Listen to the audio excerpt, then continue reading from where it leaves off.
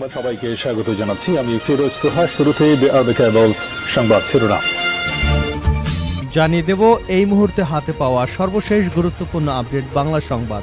শুরুতেই থাকছে 111 এবং স্বৈরাচারের প্রেতাত্মারা সরকারকে ঘিরে ফেলেছে। বিএনপির স্থায়ী কমিটির সদস্য অধ্যাপক ডাক্তার এজেডএম জাহিদ হোসেন অন্তর্বর্তীকালীন সরকারকে উদ্দেশ্য করে বলেছেন, আপনারা 111-এর সুবিধাভোগীদের চতুর্দিকে বসিয়েছেন, শেখ হাসিনার সুবিধাভোগীদের সঙ্গে নিয়ে সরকার চালাচ্ছেন, সেজন্য আজকে এই অবস্থা।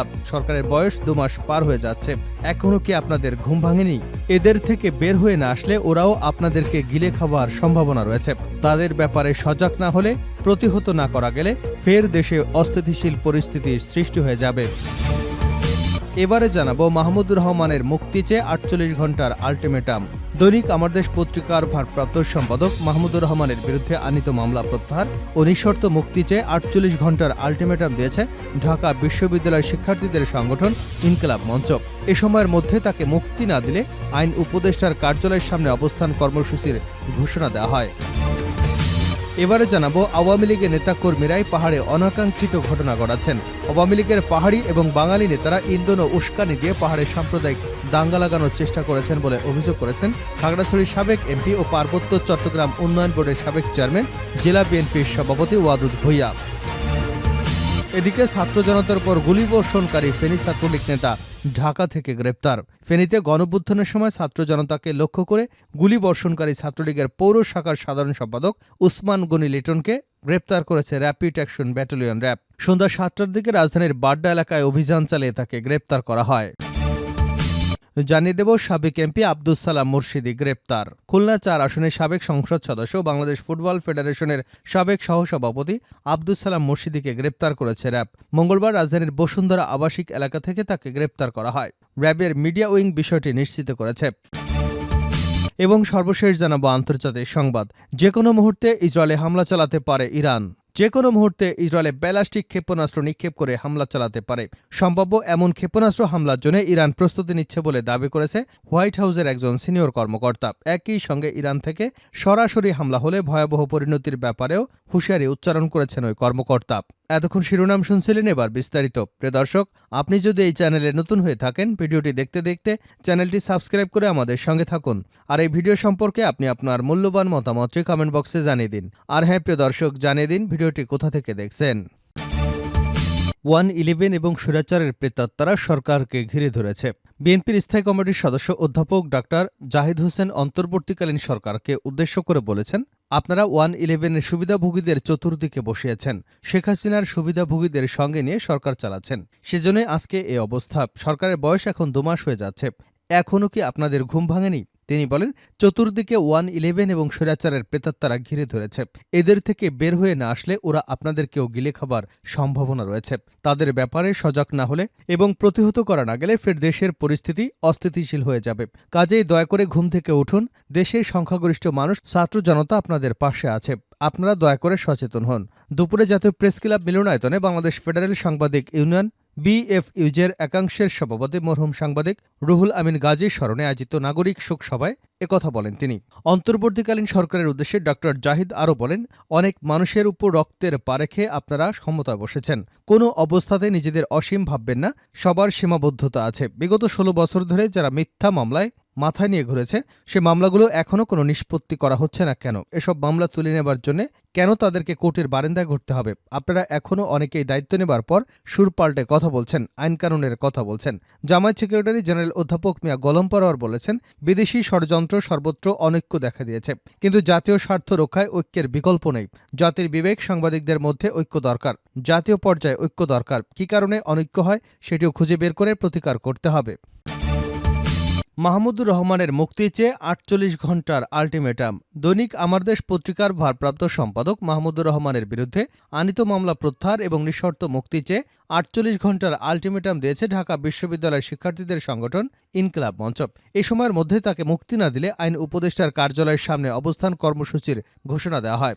মঙ্গলবার বিকেলে বিশ্ববিদ্যালয় সন্ত্রাস বিরোধী রাজু ভাস্কর্যের পাদদেশে আয়োজিত মানববন্ধনে এমন হুঁশিয়ারি প্রদান করা হয়। এ সময় শিক্ষার্থীরা মাহমুদুর রহমানের মুক্তি চেয়ে বিভিন্ন স্লোগান দেন।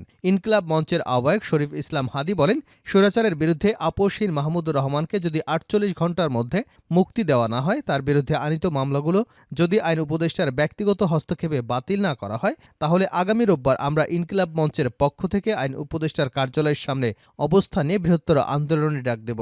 মানববন্ধনে ইনকিলাব মঞ্চের পক্ষ থেকে কিছু দাবিও জানানো হয়। দাবিগুলো হলো মাহমুদুর রহমানের বিরুদ্ধে করা মামলাগুলো অনতিবিলম্বে প্রত্যাহার করতে হবে, তার বিরুদ্ধে দেওয়া রায় বাতিল ঘোষণা করতে হবে, আগামী ৪৮ ঘণ্টার মধ্যে সরকার মাহমুদুর রহমানকে নিয়ে কী করলেন তা বিজ্ঞপ্তি আকারে জানাতে হবে, তার উপর হামলায় জড়িত পুলিশ যাকে প্রমোশন দেওয়া হয়েছে তাকে অনতিবিলম্বে গ্রেপ্তার করতে হবে, সর্বোপরি তাকে সম্মানের সঙ্গে মুক্তি দিতে হবে। এ সময় আমার দেশ পত্রিকার বার্তা সম্পাদক জায়েদ চৌধুরী বলেন, মাহমুদুর রহমান সবসময় সত্য এবং ন্যায়ের পক্ষে, আধিপত্যবাদীদের বিরুদ্ধে শক্তিশালী ভূমিকা রেখেছিলেন। খাগড়াছড়ি বিএনপির সভাপতি আওয়ামী লীগের নেতাকর্মীরাই পাহাড়ে অনাকাঙ্ক্ষিত ঘটনা ঘটাচ্ছে। আওয়ামী লীগের পাহাড়ি বাঙালি নেতারা ইন্ধন এবং উস্কানি দিয়ে পাহাড়ে সাম্প্রদায়িক দাঙ্গা লাগানোর চেষ্টা করছেন বলে অভিযোগ করেছেন খাগড়াছড়ির সাবেক এমপি, পার্বত্য চট্টগ্রাম উন্নয়ন বোর্ড সাবেক চেয়ারম্যান এবং জেলা বিএনপির সভাপতি ওয়াদুদ ভূঁইয়া। মঙ্গলবার খাগড়াছড়িতে এক শিক্ষককে পিটিয়ে হত্যার পর সন্ধ্যায় নিজের ভেরিফাইড ফেসবুক অ্যাকাউন্টে এমন অভিযোগ করেছেন তিনি। ওয়াদুদ ভূঁইয়া ফেসবুক পোস্টে লিখেছেন, পাহাড়ে সাম্প্রতিক যেসব অনাকাঙ্ক্ষিত ঘটনা ঘটেছে এবং সেসব মূল ঘটনার পরবর্তী ঘটনায় হামলা ও ভাঙচুরের প্রত্যক্ষভাবে চালিয়েছে আওয়ামী লীগ। আওয়ামী লীগের তৃতীয় চতুর্থ সারি নেতাকর্মীরাই এসব অনাকাঙ্ক্ষিত ঘটনা ঘটাচ্ছে। এদের সঙ্গে কিছু হুজুগে পাবলিক জড়িয়ে যাচ্ছে, যাদেরকে ফিফথ কলামিস্ট বলা যায়। তিনি বলেন, পাহাড়ের ভেতর এবং বাইরে অবস্থান করে আওয়ামী লীগের নেতারা পাহাড়ি নেতাদের এবং বাঙালি আওয়ামী নেতারা বাঙালিদের নেতৃত্বে ইন্ধন দিচ্ছে, উস্কানি দিয়ে পাহাড়ে দীর্ঘমেয়াদী সাম্প্রদায়িক দাঙ্গা বাঁধানোর চেষ্টা করছে।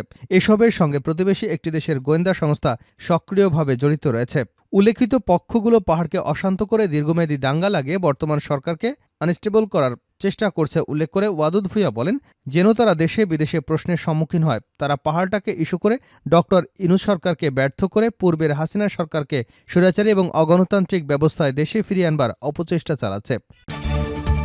ছাত্র জনতার উপর গুলিবর্ষণকারী ফেনী ছাত্রলীগ নেতা ঢাকায় গ্রেপ্তার। ফেনীতে গণঅভ্যুত্থানের সময় ছাত্র জনতাকে লক্ষ্য করে গুলিবর্ষণকারী ছাত্রলীগের পৌর শাখার সাধারণ সম্পাদক ওসমান গনি লিটনকে ঢাকায় গ্রেপ্তার করেছে র্যাপিড অ্যাকশন ব্যাটালিয়ন র্যাব। মঙ্গলবার সন্ধ্যা ৭টার দিকে রাজধানীর বাড্ডা এলাকায় অভিযান চালিয়ে তাকে গ্রেপ্তার করা হয়।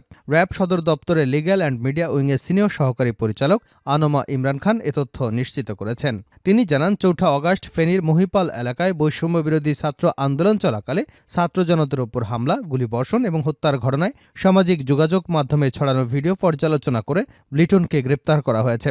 রাজধানীর বাড্ডা এলাকা থেকে তাকে গ্রেপ্তার করা হয়। আওয়ামী লীগ, যুবলীগ এবং ছাত্রলীগের নেতৃত্বে ৪ আগস্টের এই বর্বরোচিত হামলায় ৯ আন্দোলনকারী প্রাণ হারান। অবশ্য পরদিন ৫ আগস্ট শেখ হাসিনা সরকারের পতন ঘটলে স্থানীয় আওয়ামী লীগ, যুবলীগ, ছাত্রলীগের নেতা কর্মীরা আত্মগোপন করেন। কেউ কেউ পালিয়ে বিদেশে চলে গেছেন বলেও জানা গেছে। শেষ করছে আন্তর্জাতিক সংবাদে। যে কোনো মুহূর্তে ইসরায়েলে হামলা চালাতে পারে ইরান। যে কোনো মুহূর্তে ইসরায়েলে ব্যালিস্টিক ক্ষেপণাস্ত্র নিক্ষেপ করতে পারে ইরান। সম্ভাব্য ক্ষেপণাস্ত্র হামলার জন্য ইরান প্রস্তুতি নিচ্ছে বলে দাবি করেছে হোয়াইট হাউসের একজন সিনিয়র কর্মকর্তা।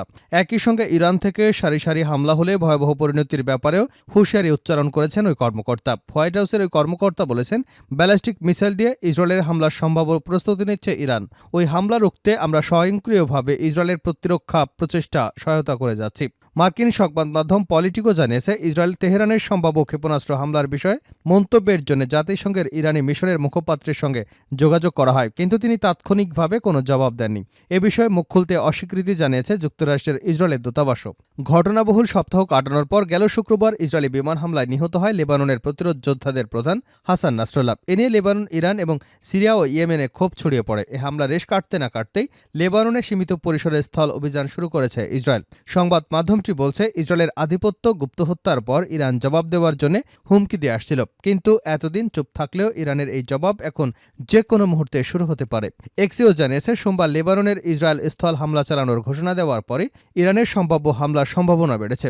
এদিকে ইসরায়েলে অবস্থিত মার্কিন দূতাবাস সম্প্রতি এক বিবৃতিতে যুক্তরাষ্ট্রের সব সরকারি কর্মচারী এবং তাদের পরিবারের সদস্যদের পরবর্তী নির্দেশ না দেওয়া পর্যন্ত নিরাপদ আশ্রয় থাকার নির্দেশনা দিয়েছে। হোয়াইট হাউসের এক কর্মকর্তা বলেন, ইরান ইসরায়েলের বিরুদ্ধে আসন্ন ব্যালিস্টিক ক্ষেপণাস্ত্র চালানোর প্রস্তুতি নিচ্ছে বলে যুক্তরাষ্ট্র ইঙ্গিত দিয়েছে।